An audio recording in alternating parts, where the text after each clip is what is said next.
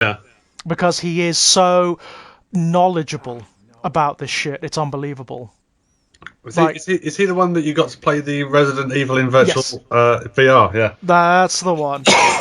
That's the one, yeah. And we still haven't finished that. That's something we've got to do. We've got to finish that. Resident Evil 7 in VR. We're like right near the end. We are right near the end, but we haven't sat down and actually finished it yet. And because of COVID-19, you know, we just can't meet up to do it. Yeah, there's loads of stuff that I haven't gone back to playing yet. I mean, as I started the first 15 minutes of Resident Evil 2. Oh, it's so good. I've got to go back and do that at some point. It's so good. I mean, a lot of the big traditional companies are, like Konami, for example, are collapsing in on themselves. They're just dying a death. Oh, yeah. But Capcom are doing really well. They've clawed themselves back from the brink. You know, after Resi 6, I was thinking, well, that's the end for Resident Evil. It's never going to come back from this. It's just in the mire now. But no, I think they've done brilliant work. The Resi 2 remake is superb. Resident Evil 7 is very, very good. It's an interesting new take on the franchise. Yeah. And Resi 8, have you seen the trailer for Resi 8? Yeah, it looks very Gothic horror in Resident Evil. They've gone like full Transylvanian, Bram Stoker, werewolves and vampires. Yeah. The problem with Konami is no one on their board or anything like that understands the IPs or the brands that they have. Yeah. Which is a testament to when they fired Hideo Kojima. Right. Through Phantom Pain. That's why it's finished. Madness. And also with Silent Hills just on the horizon, you know? Yeah, well, I heard that might be coming back. Yes, they are. What's happening is Sony are apparently, because they're going mad for the exclusives for the PS5, which makes sense because this time round with the PS4, it allowed them to dominate. Yeah. I mean, there is no doubting that Sony have absolutely crushed this console generation. Yeah. They've just completely dominated. Bloodborne alone, you know? Yeah. Bloodborne alone would have done that. But actually, there are hundreds of other exclusives that they've got, which have just... They've put the PS4 right on top. Right on top. And it looks like that's what they're trying to do with the PS5. So apparently, the rumour, the sort of scuttlebutt, is that they are going great guns, trying to wrestle with Konami to get the rights to Silent Hill. And... that's going to take some doing because it's very complicated by all accounts. I mean, Hideo Kojima owns some of the IP rights. Konami owns the other half. So it's very tricky. And also Konami they're Konami. And as the saying goes, Konami is Konami and Konami is shit. Yeah. They are very difficult to deal with. Very difficult to deal with, especially when it comes to the IPs that they're doing fuck all with. They're just sitting on and just letting fester. Did they turn one of them into a fucking mobile game or something? Most of them have been turned into pachinko machines. That's the one, yeah. They make most of their money from gambling pachinko machines, and most of the IPs have been turned into them, including Silent Hill, Castlevania, Contra, you know, all of these big franchises that are from the heyday of video games. You know, I remember, like, you can get on the PS4 store at the moment, there's like a Konami collection, and you can get, it's all the Contra games. It was called Probotector over here.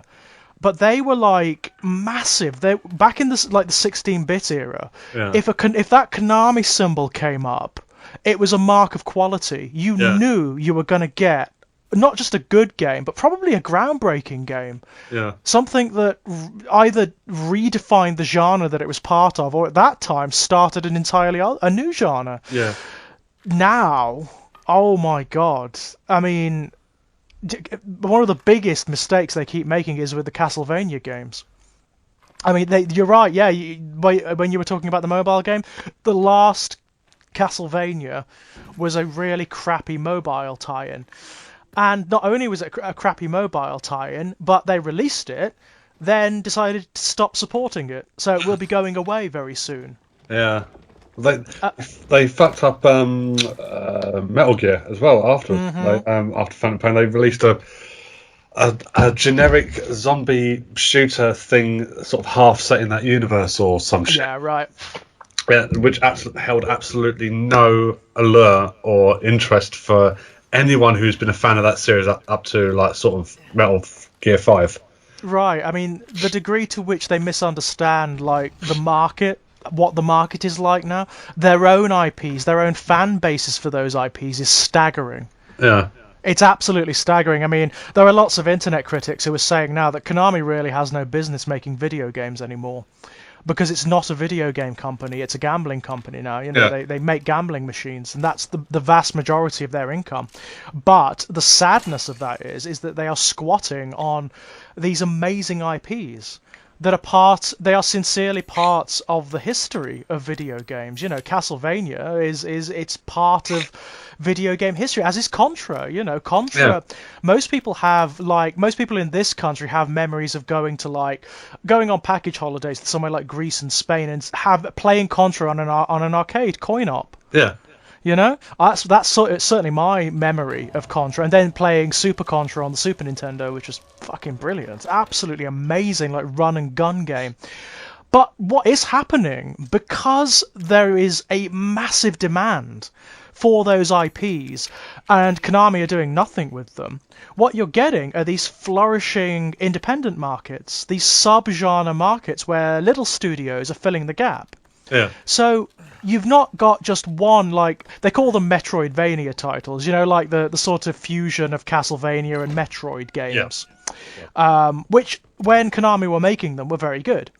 Now there are loads of other IPs out there, independent titles, that are filling that gap. So you've got the Blood Moon series, which is essentially Castlevania. Mm-hmm. It's like that close to infringing copyright. It's like, oh, so close, so close. If Konami could get its like vast, bloated, titanic ass in gear and mobilize what is no doubt an army of lawyers, then I'm sure that they could actually have a fairly decent legal case against it, because it's so close.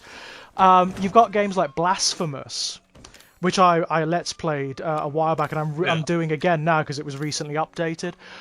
Blasphemous is friggin' gorgeous. I mean, like, absolutely beautiful. It takes the basic structure and gameplay of a Metroidvania, and then it layers in this wonderful mythology and world, which is all about... It's derived from Renaissance art of religious scenes. Oh, right, and that's what the whole world is like. It's like pixel art, basically. The part of the difficulty of the game is you kind of lose track of what you're doing because you're staring at the background. Yeah. It's gorgeous. It is absolutely gorgeous, and the whole world is based on... Do you know, like, the Roman Catholic notion of expiation? Yeah. Which is basically, it's purity through pain, basically. It's like self-flagellation. Oh, yeah, they love the more, oh, yeah, right? Thanks. So, like, the more extreme pain that you can inflict on yourself, or the more extreme mutilation, the closer to divinity you come. Yeah. Well, might as well just do Hellraiser the game. Kind of, yeah. I mean, that's what Blasphemous is about. Like, the whole world, the world is called Custodia. Right. But it's based on that notion. Pain and self-mutilation it's endemic within the cultures of this world, and it's actually bizarrely beautiful. Everything's painterly, everything's gorgeous. It's gory as all hell. I mean, it's grotesque, you know. Yeah. It's absolutely grotesque, but utterly beautiful. And I suppose the question is, I mean, if all of these independent developers are doing such good work, what place Konami? Really? I think the problem with them is apathy. Yeah. Just like absolutely not interested. Mm-hmm. And the thing is, it shows. I mean, it shows way before they started ballsing up their IPs, and it shows when they constantly went against Hideo Kojima and everything he did. That's why, as I said, Phantom Pain was unfinished pretty much, and they canned fucking Silent Hills. Oh, that more than anything, because you know what, people bought PlayStations for that. What, for the playable trailer? I would have bought the PlayStation 4 for that, you know, because you know, playable trailer, PT in and of itself is fucking fantastic. Oh yeah. Just as like a little mini horror game, it's so good. It's so good. Can you imagine a whole game that had that ethos and that invention behind it? And the fact that they allowed it out there, they allowed people to think that there was going to be this PlayStation exclusive Silent Hill game. And then after they'd done all that work, they'd gotten Guillermo del Toro involved, they'd gotten Norman Reedus involved. They just went, nah, can't be bothered. Yeah. No, we're going to go against Hideo Kojima in everything he does. We're going to fuck with every single thing that he does. And see, the thing is, and then if you've got the cheek to turn around and go, "Oh, why are people sort of like rounding on us to such a degree?" and things like that, then you've really got to look at basically your board. Yeah, right. And you know, the trickle down ideas that are coming from them, because clearly there's something there that's not working. Well, there's a lot more going on by all accounts. There have been a lot of, because Konami are also really awful to their workers by all accounts. They are really terrible to their workers. There's accounts of programmers who are hired one day, not given any information on what they're doing, not given any equipment, and then someone from the board, or, you know, someone from up above just sends them an email saying they're fired because they haven't done this or haven't done that. Yeah, it's apparently a shit show. Konami's business practice is apparently appalling, and there are multiple accounts of ex-employees coming out. It kind of makes you wonder how they're even still around. Right, in any capacity. I think what happened was, like a lot of the big traditional companies, they made a lot of headway in the early days of video gaming. So the 8-bit and 16-bit eras, they dominated. You know, Konami were a mark of quality, and the games they made sold like gangbusters. I mean, they were huge. They were epoch-making. And even well into the 32-bit era, they were selling these incredible games. All of the Castlevania games, after the PlayStation was released, did really, really well. So I think what happened was they managed to get themselves into a position where they became arrogant. You know, they became complacent. Where they made a lot of money, like obscene amounts of money, which have allowed them to sustain to this point. But it is starting to fail now. Well, surely in that case, you stand to make a lot more money in one fell swoop at this point if you was to just let Capcom buy you out, absorb IPs, and then you've got fucking free reign to, you know, release whatever the fuck you want. Absolutely, yeah. I mean, that's what people want. That's what people are crying out for. Or something like that. Yeah, absolutely. And so, you know what Sony have said? If they get the rights to Silent Hill, the first person they're going to is Hideo Kojima. Yeah, because they want a sincere, they want a legitimate Silent Hill game. They want a legitimate one, and not, you know, the sort of also rans like what was that last one? The I can't even remember what it's called. The one where rain was the theme. Downpour. That's the one. Yeah, I mean that was pretty shit. Yeah, I didn't even bother with that. I played the first 7 minutes of Homecoming, where you wake up in that morgue. Yeah. And thought, this could be quite interesting. And then realised very, very, very quickly that all it was very, very, very nice looking. Yeah, that's pretty much it. I mean, Homecoming has its moments if you can endure it. And believe me, that I use that term endure. Yeah, I turned it off. Advisedly. I turned it off after 7 minutes because I looked at it and I went, if all you've got going for you at this point is your aesthetic, then I don't think I'm going to get anywhere near invested in this. So I gave up on it. That's part of the problem. I mean, there's some okay moments in Homecoming, but you need to sort of endure the rest of the game to get to them. Yeah, I loved Silent Hill 3. I loved that one. I loved it to bits. The first time in shopping centre, and it all goes a little bit and things like that. I went, fucking hell, this is heavy. Yeah, it's such a good game. I mean, people tend to... ago. Right. The last really good Silent Hill game. I mean, I liked 4 as well. I liked Silent Hill The Room. I thought The Room was decent, but it's a very different style of game, you know? It's almost in its own bracket, almost. It's like a spin-off from the series, rather than a mainstream Silent Hill game in and of itself. 3 was excellent. I loved 3 so much. I think 3 has got, like, the best individual moments in it. Like the mirror. Oh, that, you know, a gun to head, favourite Silent Hill moment. Yeah. That's one of them. That's definitely one of them. I loved that. But two has the best story, I think. Yeah. 2's story is absolutely superb, but 3 has three really goes balls out with its weirdness. Yeah, I learned the hard way with the mirror room. Oh yeah. Depending on how many times you go in and go out there, will determine how many versions of yourself you get at the carousel at the end. Oh, is that right? I did not know that. I think that's what it is, because I must have gone into that room trying to work out what the fuck I was doing about 10 times, and I've got 10 versions of this fucking decaying corpse come after me. Right, I did not know that, because ultimately you don't have to do anything. You have to get out. That's the thing. No, I didn't know that. That's really clever, actually.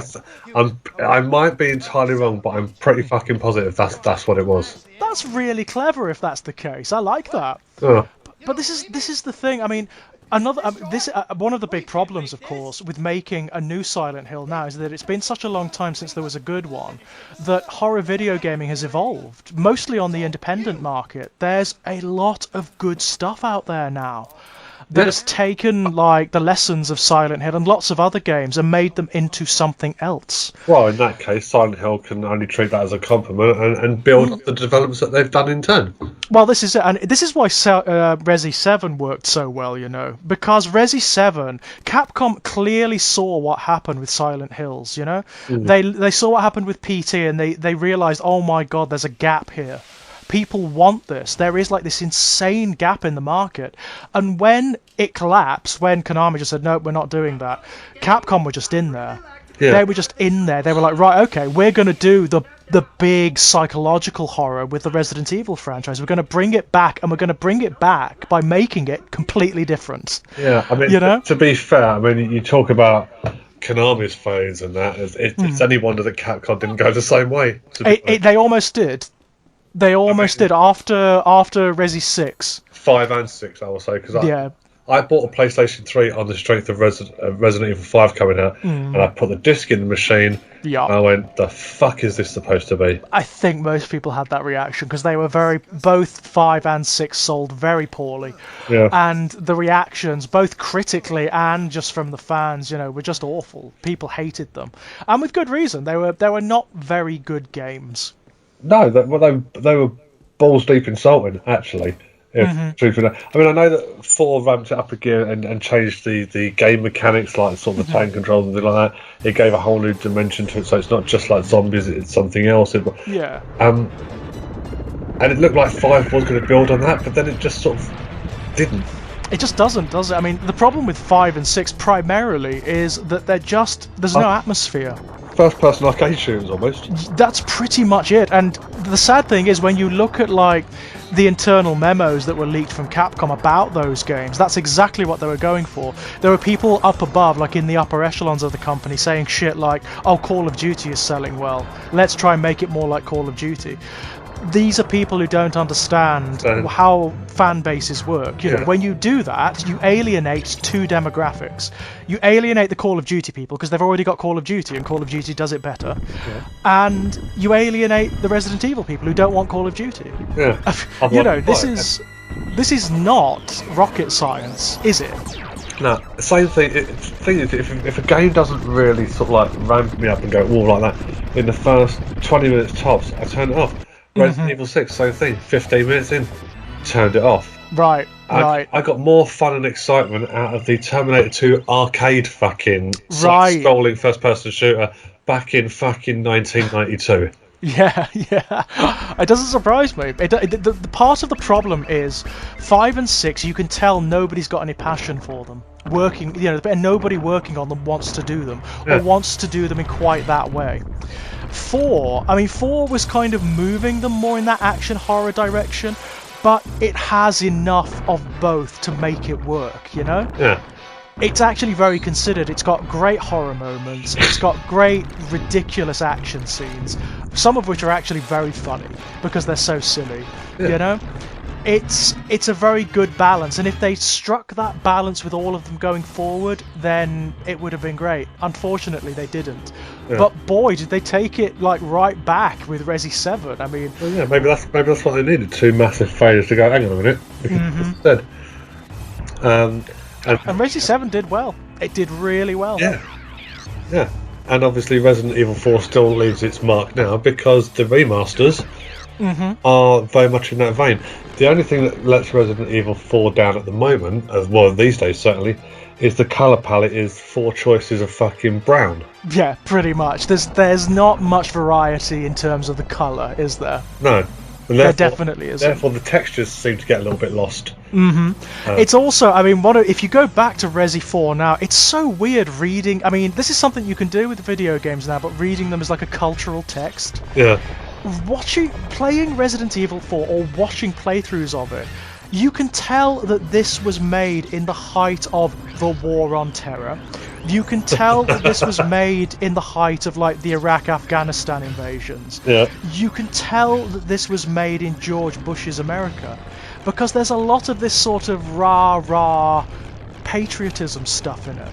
Yeah. It's all about, obviously, you know, the president's daughter has been kidnapped by foreign terrorists. You know, it's like, that's what it's about. And it's America, made by a fucking Japanese company. I know, right? It's so weird. It's so friggin' weird. That's about as please don't nuke us again arse licky as you can get, really, isn't it? I know. And the weird thing is, because it is so stupid, and it knows, I mean, it's aware of the fact that it's kind of comic book and silly, it's hard to tell whether that element is satire or whether it's earnest, you know? Yeah. There are certain moments Leon has where you're sort of like, oh, God, shut up. Yeah. With the rah-rah bullshit, you know? And, you know, the fact that you are going into sort of East Europe X and just shooting citizens. Yeah. There's something slightly... there is a kind of like an American imperialist nature to its politics. It had to be set in some undisclosed location in Eastern Europe because they couldn't very well go to the Middle East, could they? Right. But the metaphor is clear, right? It's evident, yeah.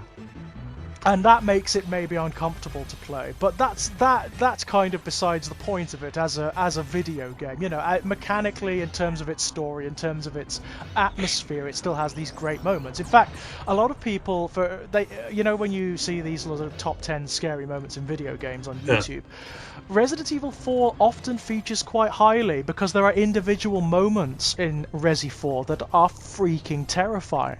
Yeah. Those things, what are they called? I can never remember. The weird sort of blobby Ganados that have the worms inside of them, and you need to use the heat scope to shoot the individual worms. That pant heavy with the... Those are frightening. I can't remember what they're called, but yeah, they're quite unique. The way they move, the way they've got that sort of almost liquid quality to their bodies, and the way they've got like the swollen belly and head, but the neck is really stalk thin and the limbs are all stalk thin, and they walk towards you, they shuffle with that weird, not quite in sync with time gait. Yeah. It's like, yeah, creepy stuff. Really well done. Really well done. For a game that, for the most part, is ostensibly really bloody silly. Yeah. You know, and often just goes for that silliness. You know, there are moments of fucking genius in it. I mean, in terms of gaming, I bought 7 Days to Die on the PC. Ah, yes. And it's basically having to relearn the whole game all over again. Because not only have they updated like the maps and like added loads of new zombies and sort of blah, blah, but they've basically changed all the icons from everything that I know for items on the PlayStation. So everything has been redesigned. Locations are in the same places but totally different. Right, so you're relearning the entire game. I'm relearning the entire game from scratch. Now I'm still playing because the PC version is now about 4 alphas ahead of the console version. As they often are. But because Telltale went under, and they were the publisher for the game, Fun Pips developed it. So they spent ages trying to get the rights back, and now they have. But they're not a console developer. It costs millions of pounds to port things. Yep. So basically, they're saying, well, they're doing exactly what I said they were going to do, which is when they do release it for console again, 1, you're going to have to buy the game again. 2, it'll be next gen by that point. Of course, yeah. But I then went ahead and a little while ago I bought an Xbox One S. Oh yeah. Like the digital version and that. Because Tatamus plays 7 days on the Xbox, and we wanted to play together. That's the only way we could fucking do it. Which is a bit weird when he's 5 hours behind me. Yeah, and I can imagine. Sessions will end at about 6 o'clock in the morning my time. Brilliant. So what we were talking about starting up a little series on it.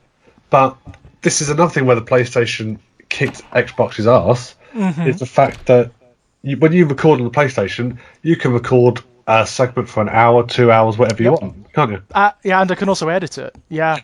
On the Xbox, you can only record in 1080p for 2 minutes. What? 720, that's madness. 720p for 5 minutes.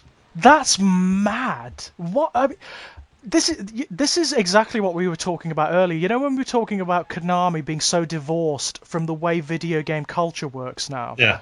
That's this, because YouTube and video game let's plays and video game streaming is where it's at now. Yeah. The consoles need to get on board with that, and Sony have. Sony have really got on board because the suite for that stuff on the PS4 is really good.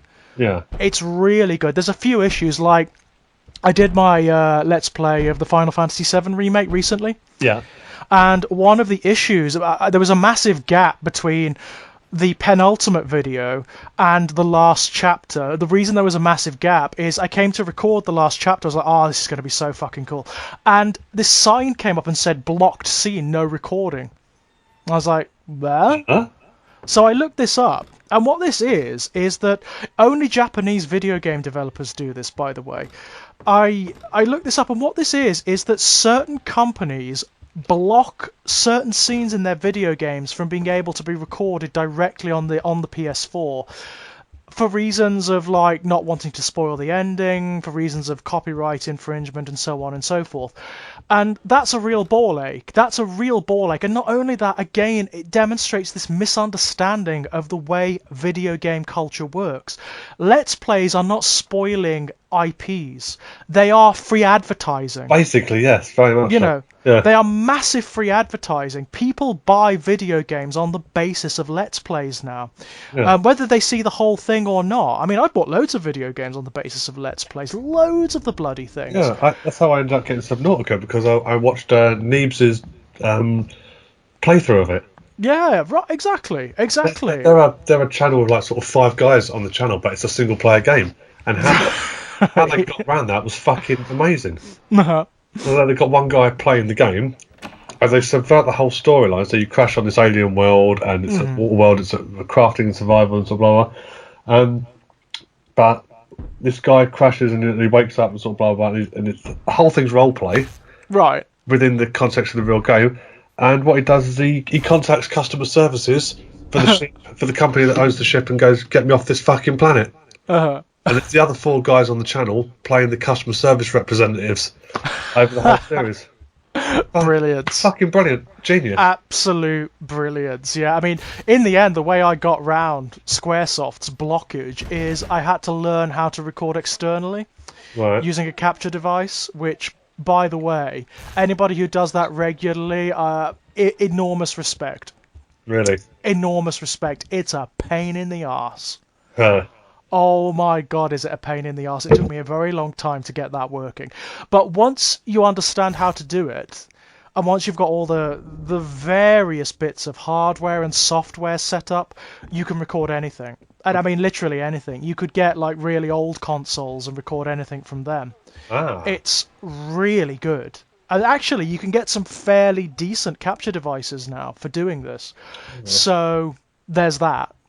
Well, I mean, one of the things me and Dan wanted to do was, if he can only record for like 2 minutes at a time, he wants to get a laptop. I've got this one. I wanted to see if it was possible, because my Microsoft accounts are linked for the laptop and the Xbox.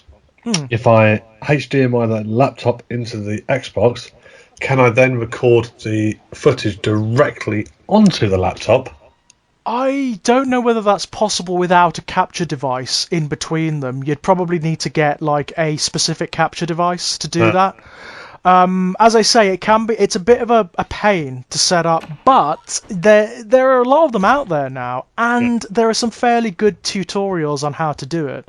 I mean, that's what I had to do in the end. I had to look, because you know what guys are like. I just got all the wires and shit out of the box and just started trying to shove them into whatever orifice was around, and see if that would work, and it didn't. So in the end, I had to sort of swallow my pride and watch a tutorial on how to do it with my particular capture device. But once I got it set up, it's actually remarkably easy, and there's a lot of facility on there. I mean, the last video for Final Fantasy is 2.5 hours. Wow. It's fucking long, you know. Well, the storage capacity on them is quite. Oh, it's insane. Well, because it's linked. Basically, it's an intermediary between your PlayStation or whatever and your laptop or your computer. Yeah. So it's using your computer's storage capacity, technically. Right. Okay. But it also means you can do stuff like you can record the voiceover separately as a file, which is much better quality, and you can edit much more succinctly. The video quality is way better than recording on PlayStation or whatever. Okay. So if you're willing to take the time, it's worth it. But I will warn you, it takes forever, and because the quality is really good, the editing takes forever, and the rendering. I had to leave the laptop on overnight to get the rendering done. Yeah, I've got a problem with my my editor at the moment. I tried doing 2 reviews, MP Smokescreen and some other load of shit, and it gets to a certain point in the video, and then the audio and the video start going out of sync. Oh, the dreaded desync. So I've checked the converting the frames per second. I've looked at this. I've tried untethering the audio and the video to try and line them up. Nothing's working. Nothing. Yeah, and sometimes it just happens for some reason. On 2 separate videos. It's so frustrating. I can't suss out why. So this is why I've not put a video up in fucking 2.5 months. Because I can't work out what it's doing. Yeah, it's a pain in the arse, isn't it? It's a real pain in the arse, and sometimes it does happen. I don't know why. I've no idea. Back when I was still doing the Transformers reviews, I had that happen a couple of times. Yeah. And I'm like, I don't know why. I don't know. I'm using Premiere Pro 2014, so it's not as if I'm using a second-rate piece of shit fucking editing suite. Well, I kind of am using a second-hand piece of shit editing suite. It's just what came with my laptop, It's the Cyberlink stuff, and it's basic but functional, you know, and it seems to be very reliable. It never desyncs the video. It never messes around with the audio. It seems to render really well. It's not got any knobs and whistles. It's got no effects or anything fancy like that. Yeah. But it's actually not bad for the kind of videos I do. Yeah. Because it's basic. It's really, really basic, and I kind of like that. I get confused when it's the big editing suites. Yeah. I can never figure out what to do properly. Although, if I ever do anything a bit more ambitious, then I will have to get the proper editing suites at some point. Yeah. Yes. I'm just gonna have to try and pick people's brains and go, what the fuck is going on here? Yeah, right. It can be a pain in the arse. It really can. I mean, if you've got that limited amount of time for recording on the Xbox One, then you may have to just bite the bullet and go for the external capture. Yeah. As difficult and problematic as it is, one thing I would say: make sure you've got plenty of HDMI cables. Oh, really? Yeah, you need quite a few of them to get it to work properly. Yes. Oh, for fuck's sake! All right. I know, right? And also, what I found the hardest with my particular capture device, finding the fucking software. Oh, really? Because it's the company that produced it. I think it's South Korean, and there's a dedicated website, but they produce a lot of these capture devices, and they're all different, and you need to have the specific software to get it to work. Right. Otherwise, it just won't detect it. Okay. Which is a nightmare. And also, if all the input and output isn't bang on correct, you're getting nowhere. Right, okay. You are getting nothing. It sounds like a royal pain in the arse. It is a pain in the arse. I mean, I was going to do it, though, because, the Final Fantasy VII remake, I mean, I love... Did you ever play Final Fantasy VII back in the day? I never did, no. Well, I was one of those kids who played it like at the time when it was huge, and it was one of those formative texts for me. The original Final Fantasy VII is one of my favourite video games ever made. I love it to absolute bits. So the remake, obviously, I was going to do it. Obviously, I was going to do it because it's so significant. And I tell you what, I loved it. I absolutely loved it. I think they've done an amazing job updating the game. It's like the Resident Evil remakes. You know, they've taken what's essential about the game that people loved in the first place, and they've gone nuts with it. Yeah. They've added loads of new stuff. They've added layers into it. They've made it beautiful. So I was going to do the whole thing. There's no way I was going to leave it hanging. I had to do those last 2 hours. Yeah. You know, I had to do it. Have you done Resident Evil 3 yet? I've got it. It's on my to play pile. It's right over there underneath Doom Eternal. But I haven't started it yet. No, I've not got it yet. I heard that they're going to potentially the remake. They're looking at either Veronica or Resident Evil 4 next. Wow. I mean, either way, I'm up for it. I mean, Veronica, I wasn't that big of a fan of, but if they're going to make it and do it well, great. You know. Resi 4, well, it's not that much work for them, is it, really? No. I mean, it gives them the opportunity to maybe take out a couple of the more questionable elements of it. Maybe some of the more questionable elements can be, finagled a little bit. The thing is, they have to make sure that because one thing I noticed about your Resident Evil 2 playthrough is you play through both campaigns, but both people but essentially the game isn't as long as you think it's going to be. No, that's absolutely true. And apparently Resident Evil 3 was shorter than that. Yeah, sure. Yeah, from what I understand, Resi 3 is very short. There's a lot of replay value in it, but it is very short. So that's one thing it's going to need to sidestep. Because Resident Evil 4, every time you thought it was going to end, there's another 3 hours of game. Yeah. That happened about 5 or 6 fucking times. Yeah, it's that whole sort of like Lord of the Rings syndrome, isn't it? You know, it fades out, and then there's another fucking ending. Yeah, I do remember that. Although I must admit, I enjoyed so much of Resi 4, it didn't bother me that much.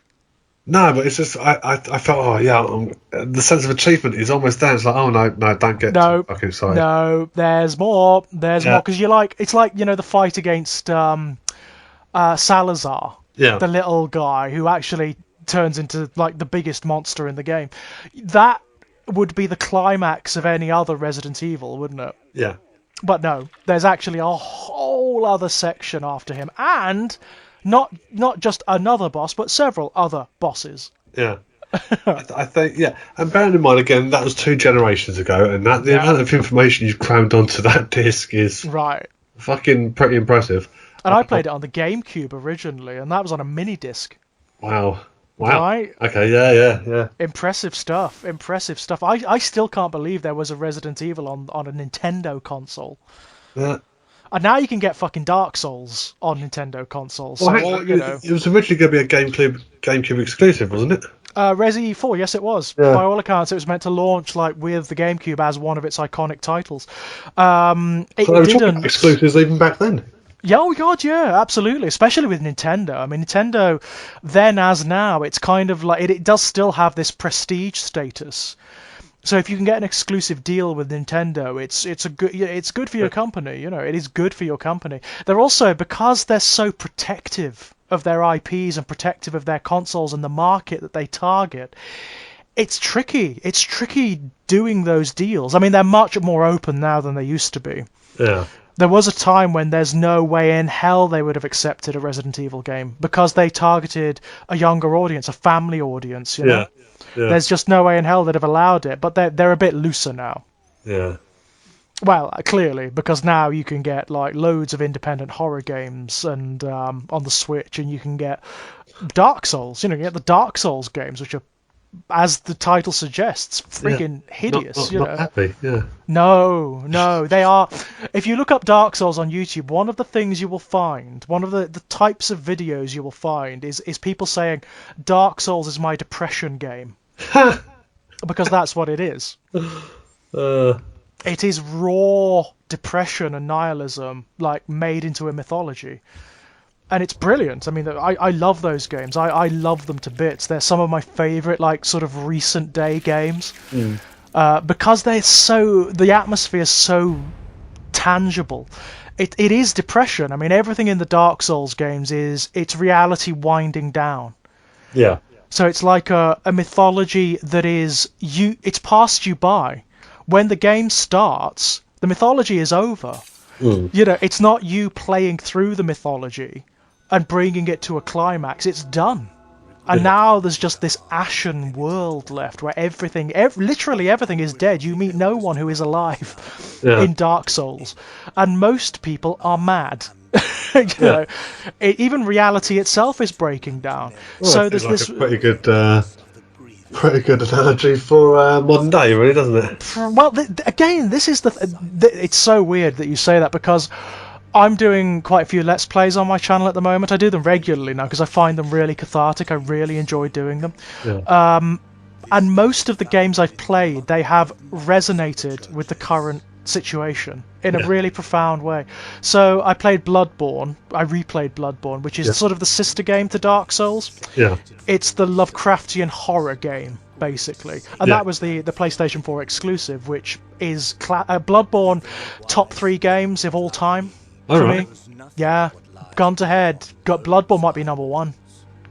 Bloodborne might be number 1. It's a stunner. It's a stone cold work of genius. It is absolutely amazing on almost every level. I love it to bits. But it resonates with what's happening out there in the world in a very profound way. It's about a town that is under quarantine because there is a disease that has started to spread.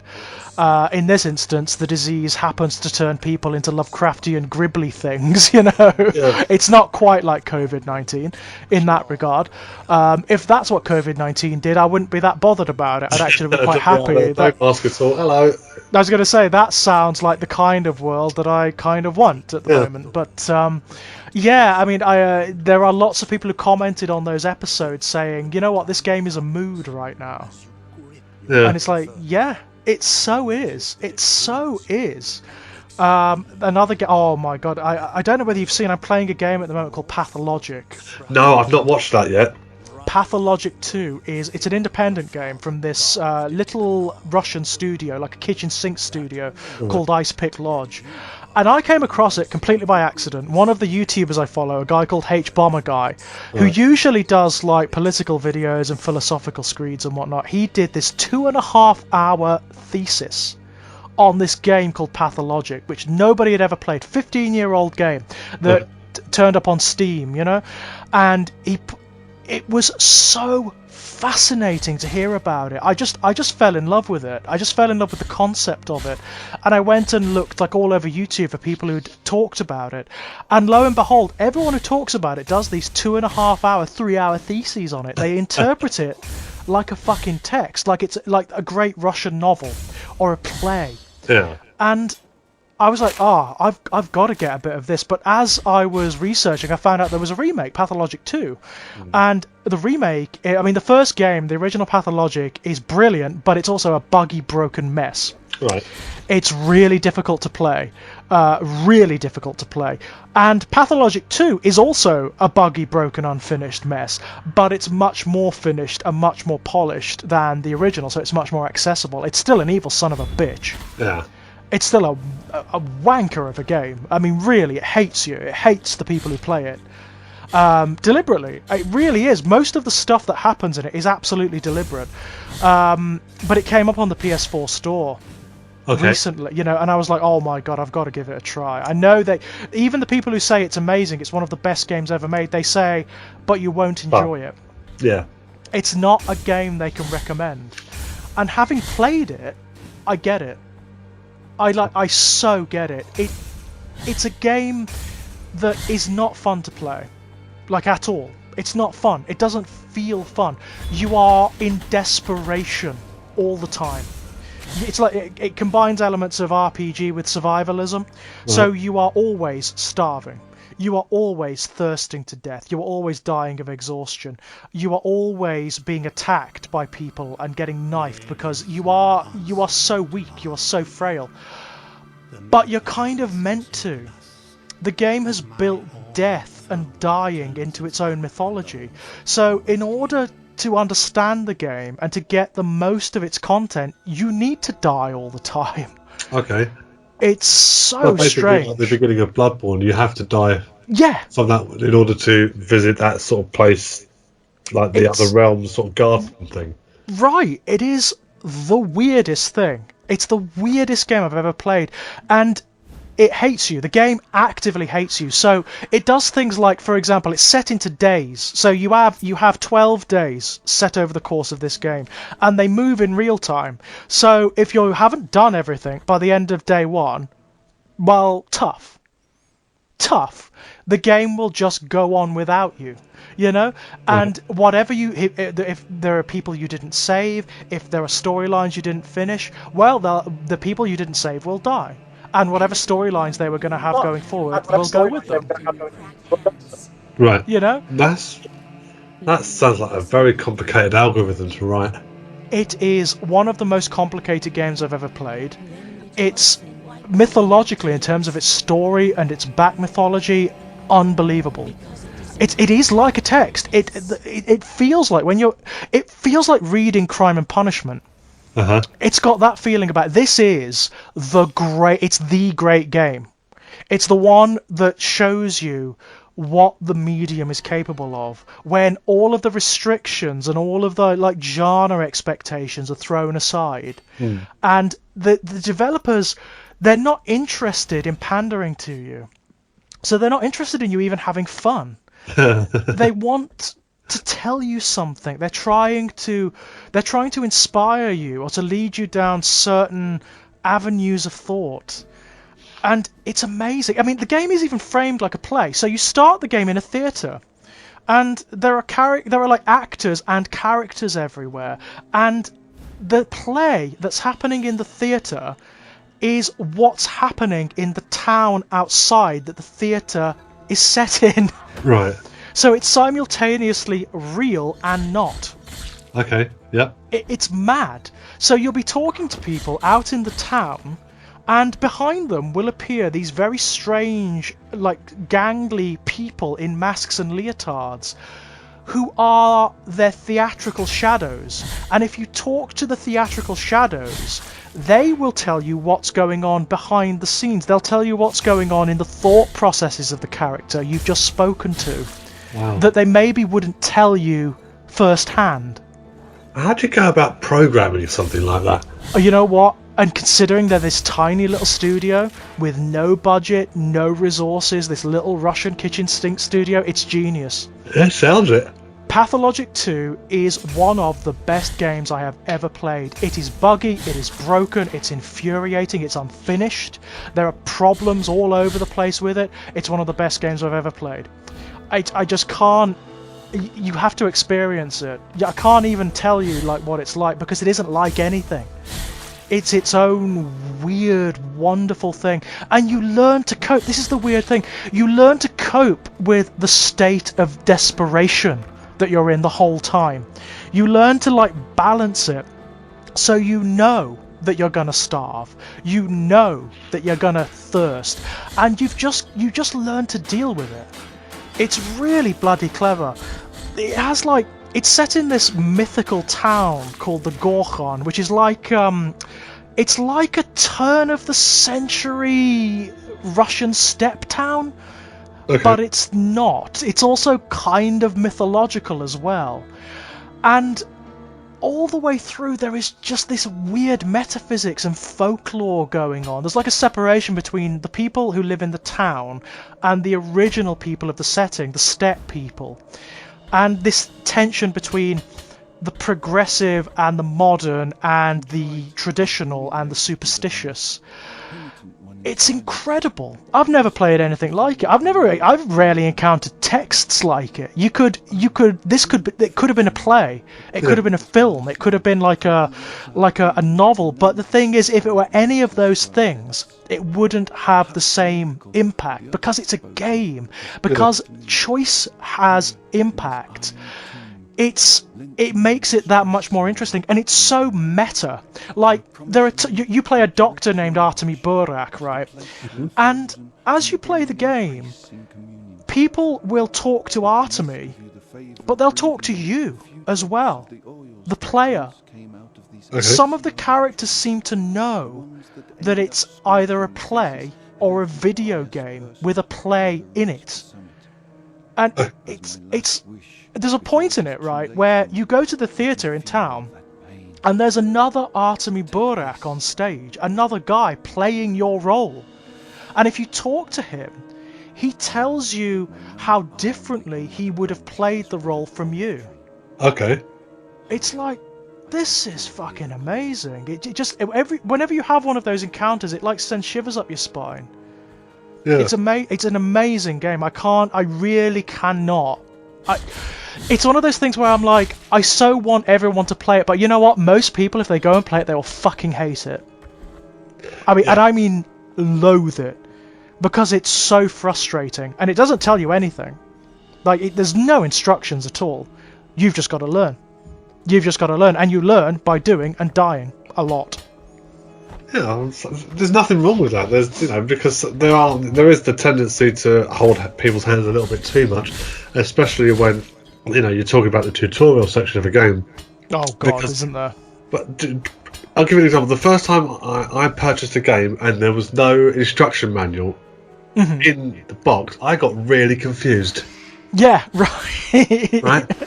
And when I discovered that the instruction booklet has now been incorporated into the actual mechanics of the game, I got even more confused. To the point where I'm trying to play the game and then I get sucked out of the experience entirely when the game's my onboard computer or the game turns to me and says, move the left analog stick. Oh, fuck it's off. so right. It's like, some games do this thing where they have a character pop up who will stop the action and say, oh, by the way, if you need to do this and you do this by pressing Yeah. It's just equivalent of that fucking Microsoft paperclip. It's exactly that, isn't it? It's exactly that. And how fun is that? Not at all. It's bad game design. It really is. The very, very best video games nowadays, it's so retro, that is, the best video games now, they incorporate those lessons into how you play. Yeah. You learn organically, and there are so many games that do that now as a kind of design philosophy, as a design imperative, because every time that fucking paperclip or whatever turns up, it takes you out of the game. It reminds you that you are not engaging with something real. You're engaging with something synthetic, and that destroys the fiction. It destroys the mythology. Yeah, I mean, it's like if I was gonna sort of load up, I don't know, Wolfenstein 3D or something like that, and then I'm halfway through, I'm about to load my gun, and then a character pops in and goes, "It looks like you're trying to kill Nazis. Would you like some help?" Right, yeah. No, I don't think I would. Thanks very much. It's exactly that. Where did you even come from? Right.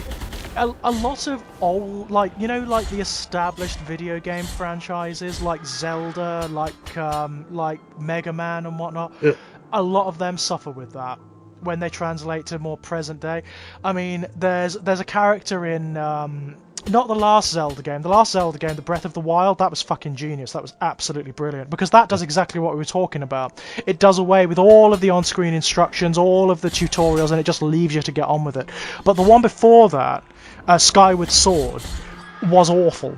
And one of the reasons it was awful is because everything you do, and I mean everything, the game stops and this character turns up with an elaborate animation and says, oh, by the way, I can see that you're doing this and you need to do this, and it's these long screeds of text, and it's like, just let me do it. Yeah, the worst offenders are the ones where you've been playing the game for about 24 hours in total gameplay, and you're still getting messages to say, just scratch your ass, click Y.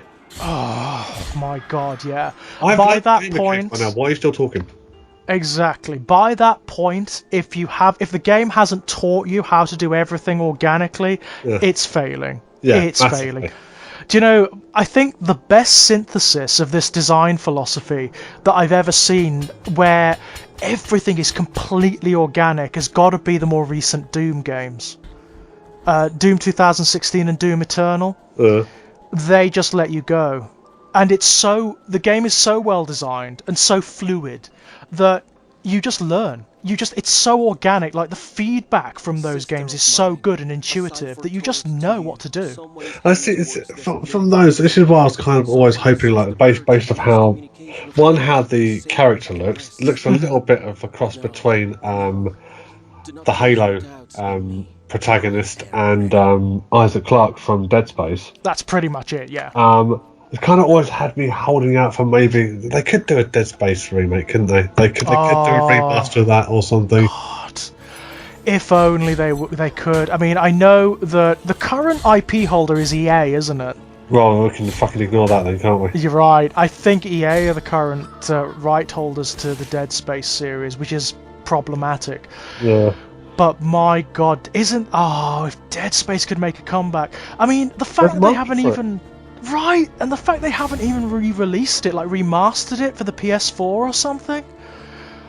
That's a license to print money right there. Yeah, but then again, this is the same problem we had with, like, sort of the War for Cybertron games, like we've done with High Moon, when they were like thinking, oh, right, so we'll get them with the third one and that. And what was it, Activision? Who then turned around, fucked them and went, no, incorporate it into this 2-bit half-assed movie tie-in thing. Yeah. And dissolved High Moon afterwards. Bought and got rid of them. Yeah, that's... And then promptly didn't renew their license with the online stores, and all the online copies of the game got removed.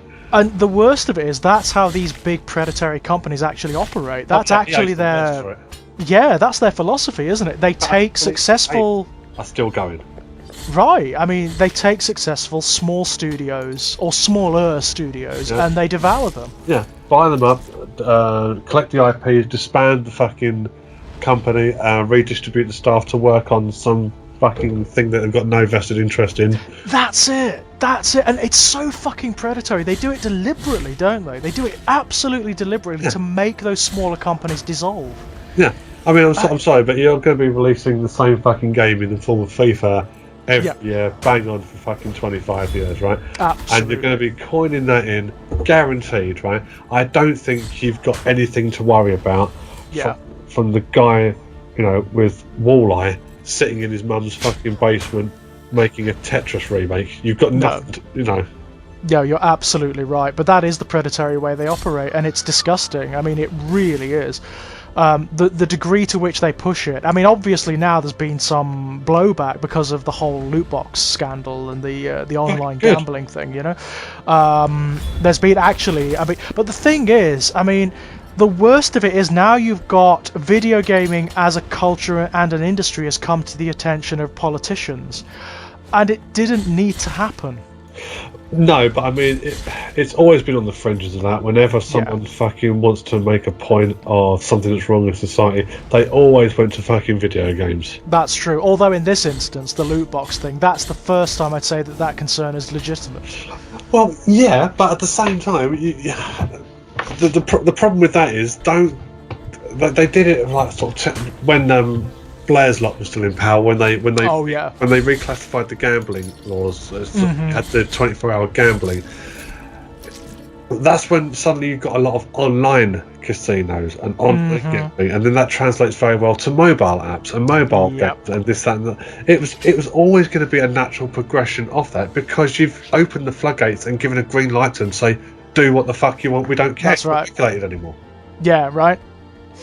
So you can't then turn around 10, 15 years down the line and go, oh, but these loot boxes things, you've been actively encouraging that culture since way back when.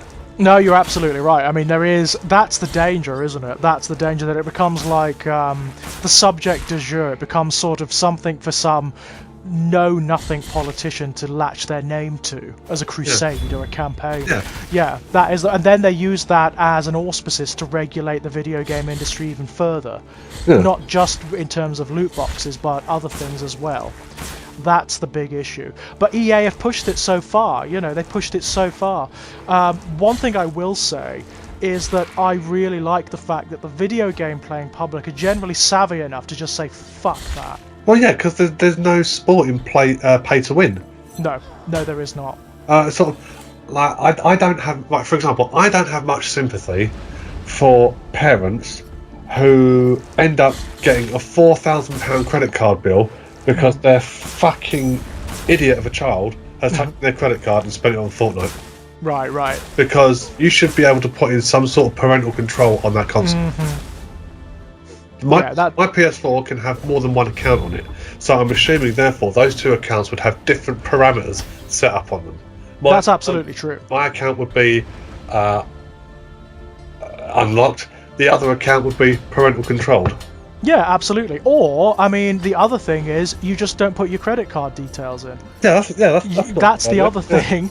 You just don't have this situation set up where it's linked to like a PayPal account all the time or whatever. That's the other thing.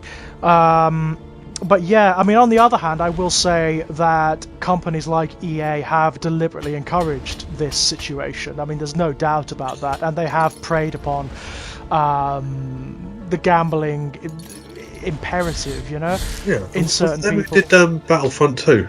Yeah. Oh, I think it was. I think EA were the distributors of that one, weren't they? Yeah. Who developed it? I can't remember off the top of my head. Maybe it was EA. I can't remember off the top of my head. I'm pretty sure it was. And the first thing they chucked into that was pay to win, which the whole thing instantly takes all the engagement and all the excitement all the anticipation out of it. When I spawn into a game and the first thing that comes up is, do you want to spend 25 quid to kick this cunt's ass? No, I don't. Right. And it gets worse, doesn't it? I mean, you look at other companies that have done it. Like, obviously, I mean, we could do a whole series of videos on this one, and people have. But the whole Fallout 76 debacle. I'm so looking forward to that. Yeah, and I didn't go. The only joy I got out of it in the end was just watching the daily videos coming out.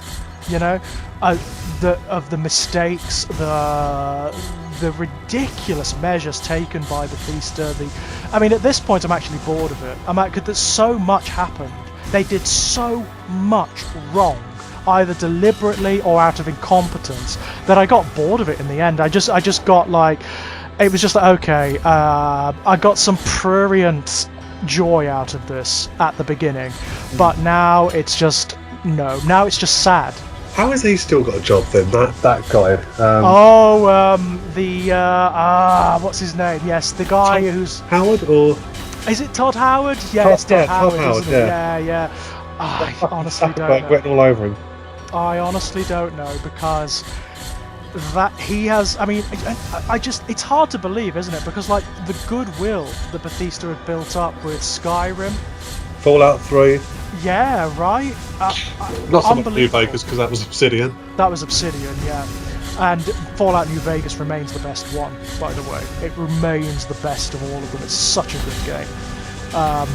Did you? Oh, just as a tangent, did you play the game that Obsidian did? Worlds. Yeah. No, not yet.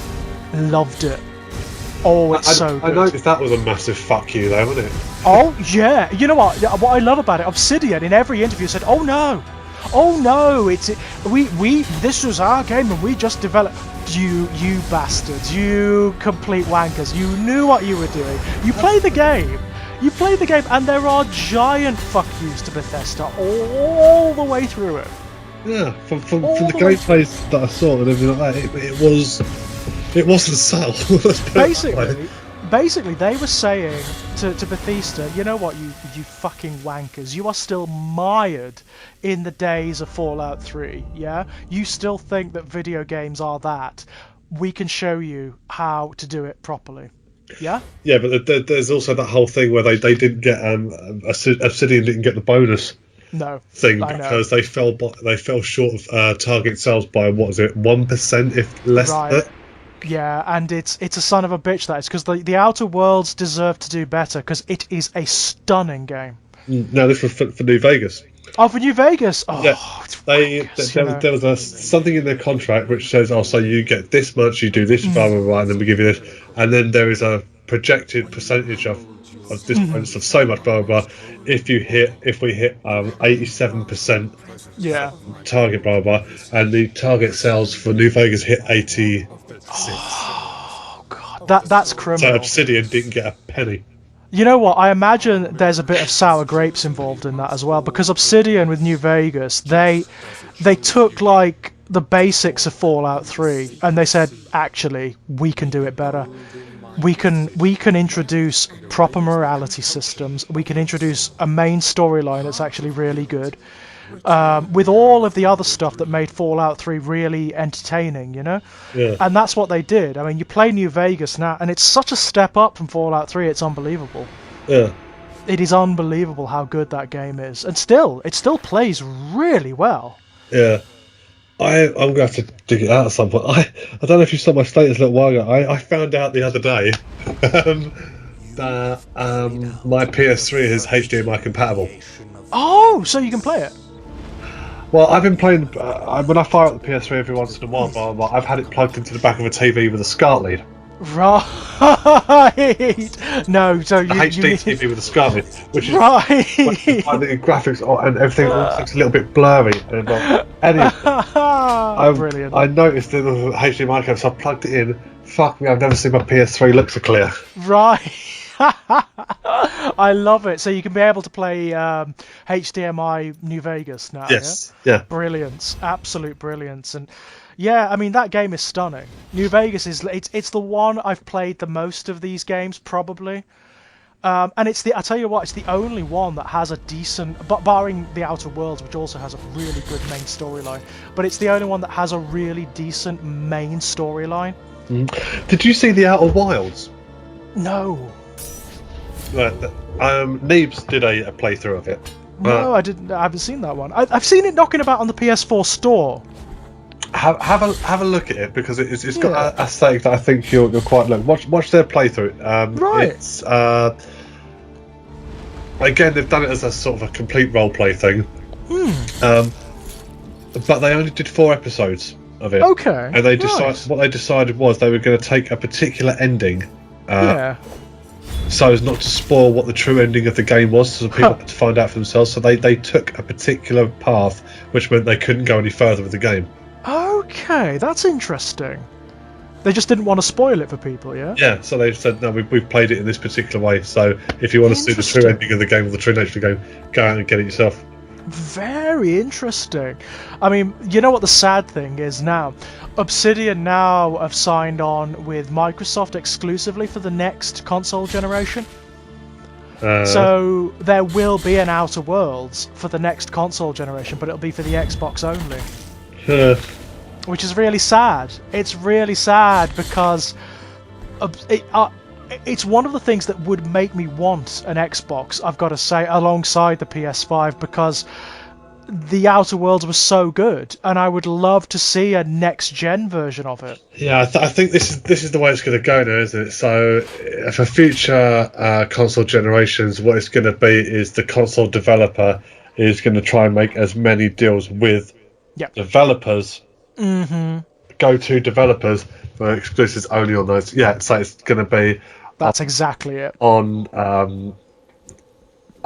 PlayStation, on Sony's side, you're going to have this developer, that one, and that one. And then Xbox, you're going to have this one. And then you're going to have those that sit in the middle, like Capcom and EA and sort of blah, blah, because they want their product distributed over as many different platforms as possible. That's it. So That's exactly it. It's basically going to be... It is going to be the living manifestation of... sort of a you a Nintendo or a Sega kid. It is, isn't it? It's going to be the new console wars. Yeah. It absolutely is. Say you're a Sega kid, or the Nintendo kids go, ugh.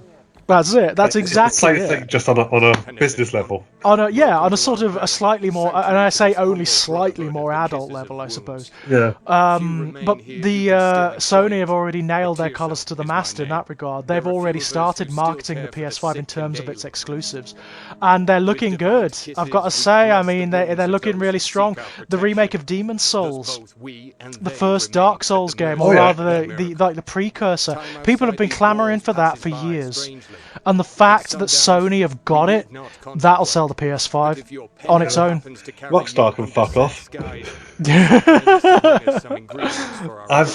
I've yet to come across another developer who had the fucking balls to release the same game over 3 generations of console. Right. That's fucking incredible, isn't it? Although Bethesda did. Bethesda kind of did. Skyrim. That's basically been like, that's been on everything, hasn't it? At this point. Yeah.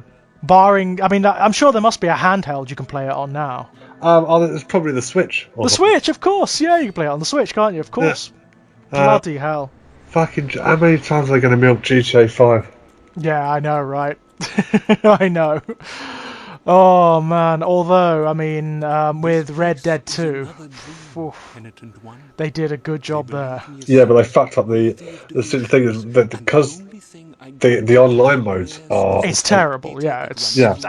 They should never... It's the kind of game where it's so clear it's not designed to be online. Yeah. It's just not made for it. So to trying to sort of like synthetically shove online onto it, and you know where that decision has come from, don't you? That's not come from the developers or the creators of the game. That's come from on high.